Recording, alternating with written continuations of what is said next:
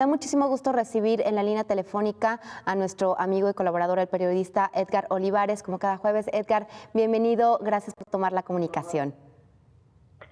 Hola, ¿qué tal, Ceci? Me da muchísimo gusto saludarte, al igual que toda la gente, todo el auditorio de Señal Global. Bueno, pues hoy voy a platicar sobre el tema de la muerte del expresidente Alan García, una noticia que ha sacudido, por supuesto, a la opinión pública en las últimas horas.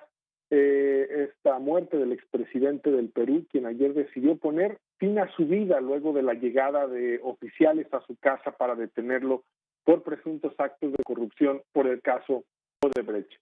Bueno, ante este hecho, que resulta impactante por el suicidio de un expresidente de un país, surgen reflexiones y preguntas sobre el tema de la corrupción. Podemos pensar en dos escenarios. El primero, en el que Alan García era inocente y ante lo que su propio partido ha calificado como una persecución fascista, decidió poner fin a su vida para evitar un proceso en prisión y una posible condena.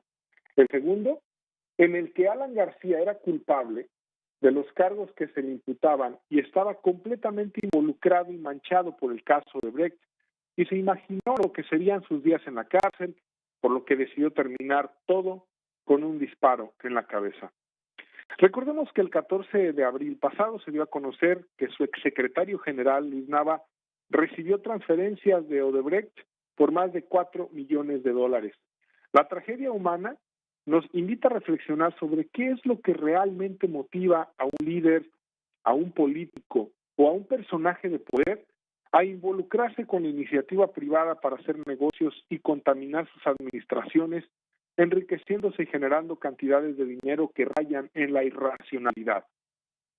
La corrupción, sobre todo a esos niveles, la podemos ver como una enfermedad tal vez incurable, que ha infectado a todo el continente, especialmente a líderes y funcionarios de América Latina, y que el diagnóstico de esa enfermedad se dio gracias a la investigación de la Operación Lava Jato en Brasil con el tema de Odebrecht y sus filiales en distintos países.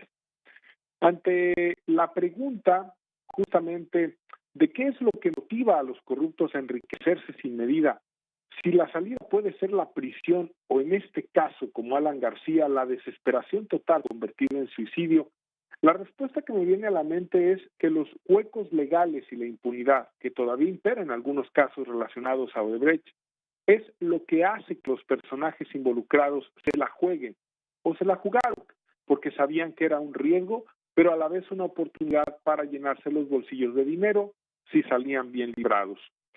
En México todavía tenemos pendiente el caso de Emilio Lozoya Austin, exdirector general de Pemex, quien es investigado por la misma trama de Odebrecht, aunque parece que en el caso mexicano, esta idea del borrón y cuenta nueva del presidente Andrés Manuel López Obrador permitirá que Lozoya y sus cómplices, entre quienes podría estar el propio expresidente Enrique Peña Nieto, saldrán bien librados, completamente librados de este caso.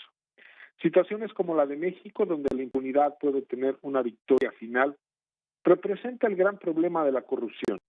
En efecto, aunque hay un discurso para combatirla, no solamente por parte del presidente de México, sino de otros líderes de Latinoamérica, el discurso será estéril si no se aplica la ley y se castiga a todos, justamente a todos los involucrados del caso de corrupción, de este caso y otros casos de corrupción. La poca calidad moral de quienes gobiernan o han gobernado es un problema grave.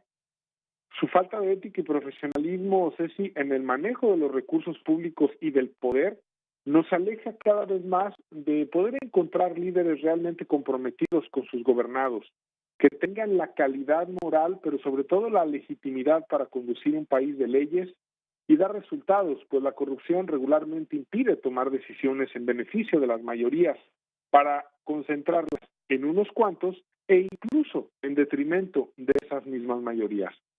Sin duda, América Latina es otra después del caso de Brecht, y ni la muerte de Alan García frenará esta telenovela que nos dio luz sobre el sistemático actuar de quienes se supone debían cumplir con las leyes y con sus pueblos.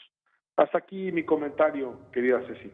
Edgar, efectivamente coincido contigo en referente al tema de la motivación, qué es lo que motiva a los líderes o a los poderosos a caer en esta tentación de la corrupción. Y pues bueno, creo que aquí en México impera la impunidad. Hace un momento hablábamos de que, pues bueno, en todos los países en donde ha habido casos relacionados con esta empresa, con Odebrecht, ha habido seguimientos. En Perú, 4 expresidentes están acusados de corrupción por este escándalo. Sin embargo, en México y en Venezuela son los países en donde no pasa nada. Aquí no ha habido avances en el tema y, como tú bien comentas, parece que van a salir bien librados al respecto, y es algo, por supuesto, lamentable, Edgar. Por supuesto, y bueno, en el caso venezolano, porque son quienes habrían cometido estos actos de corrupción, quienes hoy gobiernan todavía. Pero en el caso mexicano ya no están quienes están involucrados o quienes podrían estar involucrados en el caso de Brecht. Sin embargo, bueno, como sabemos, el presidente López Obrador no ha querido ya abrir o darle seguimiento como debiera a estos casos de corrupción. Evidentemente este tema del perdón y de ya no moverle demasiado los casos de corrupción, de empezar de cero o simplemente por decreto terminar con la corrupción, me parece que no es lo más adecuado, porque cuando vemos casos como los de Alan García, nos damos cuenta de que sí se puede llegar al fondo de los temas. En este caso, Alan García decidió suicidarse, y siempre vamos a tener esa pregunta si realmente se suicidó por el miedo que tendría de estar en prisión o porque realmente se estaba cometiendo una injusticia, aunque todo apunta y los hechos apuntan a que es obviamente el primer caso, ¿no? El miedo a pasar el resto de sus días en la cárcel. Sin embargo, me parece que la impunidad es lo que todavía puede alimentar a muchos personajes públicos a seguir cometiendo este tipo de actos de corrupción. Edgar, muchísimas gracias por tu puntual colaboración al respecto y que pases excelente día. Nos vemos el próximo jueves. Claro que sí, Ceci, estaremos al pendiente. Un abrazo para todos. Muchísimas gracias a nuestro colaborador y periodista Edgar Olivares González por esta colaboración que nos acaba de dar referente al caso del expresidente peruano Alan García. Pero también tenemos